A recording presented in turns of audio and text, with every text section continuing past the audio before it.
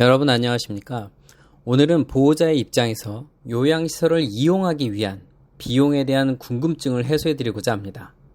요양원이나 주간보호센터 모두 장기요양보험법의 기준을 적용받기에 크게 복잡하거나 차이날 것이 없는데요. 오늘 제 영상을 통해 정확히 이해하고 넘어가시면 좋겠습니다. 우선 데이케어 센터, 즉 주간보호센터에 대해 알아보도록 할 텐데요. 참고로 제 개인 의견이지만 정식 명칭이 주간보호센터인 만큼 제발 좀 어설픈 영어 신봉으로 데이케어 센터를 정식 명칭인 양 그렇게 사용하지 않았으면 좋겠습니다. 주로 서울이 그런데요. 좀 한심합니다. 아무튼 같은 용어이고요. 먼저 주간보호센터나 요양원을 이용하기 위해선 장기요양 등급을 발급받는 것이 필수라는 것은 알고 계실 테죠. 영상 우측 상단에 보면 장기요양 등급 받는 방법도 제가 잘 설명해 놨습니다. 장기요양 등급을 받으면 제가만 이용 가능한지, 요양원 같은 시설도 가능한지 이렇게 우측 상단에 표기되어 나옵니다. 중환자가 아니시라면 최초 발급 시에는 주간보호나 방문요양 같은 재가 서비스만 이용 가능하시며 요양원 입소를 원하실 경우 공단에 등급 내용 변경 신청을 하시어 시설 등급으로 변경하셔야 합니다. 중요한 것은 각자의 경제 수준에 따라 본인 부담금을 몇 프로 내야 하는지 나오는데요. 경제적으로 큰 부담이 없는 가정이라면 재가의 경우 15%, 그리고 시설의 경우 20%가 보호자가 부담하는 비용입니다. 즉 예를 들어 한 달에 이용 비용이 100만 원이라 치면 그중 15에서 20%가 보호자가 내는 돈이고 나머지 80에서 85%를 공단에서 센터로 지급해주는 그런 시스템입니다. 의료, 생계 모두 기초수급자에 해당하는 경우는 보호자가 내셔야 할 돈이 없습니다. 시군구에서 충당해 주니까요. 주간보호나 요양원 모두 매년 하루 이용 수가가 공단으로부터 정해져 나오며 모든 장기요양시설은 이 규정에 따라 입소비를 정하게 되어 있습니다.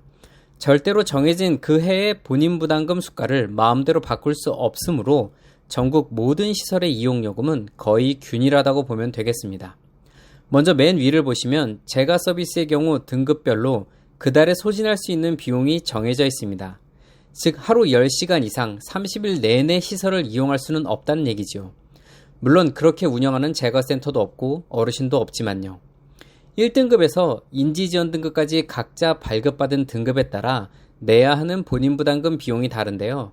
1등급에 가까울수록 상태가 안 좋은 어르신이기 때문에 케어에 손이 많이 가므로 내야 하는 부담금이 늘어납니다.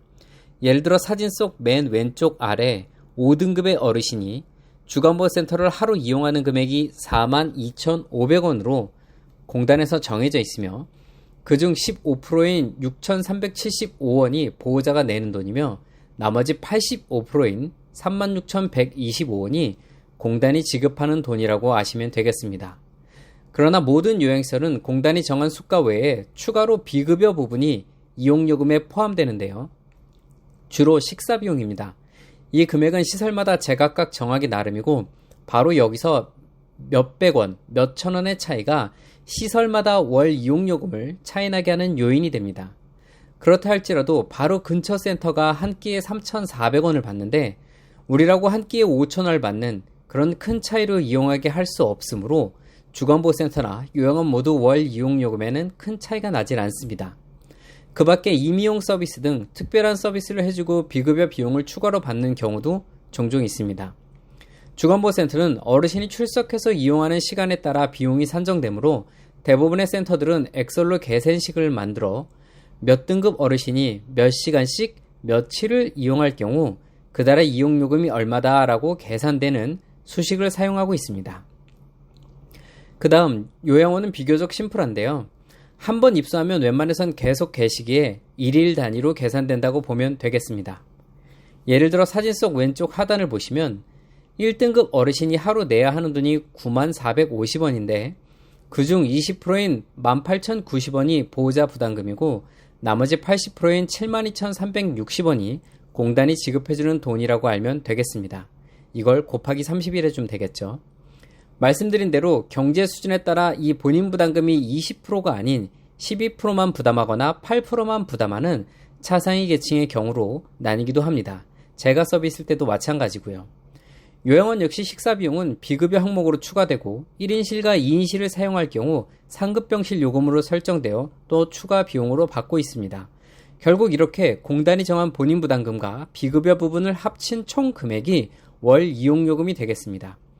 최근 일부 대기업들이 운영하는 요양시설은 럭셔리 공급권을 표방하며 이 비급여 부분을 기존 요양시설들의 몇 배로 확대하여 월 이용요금이 수백만 원에 이르는 곳들도 있습니다.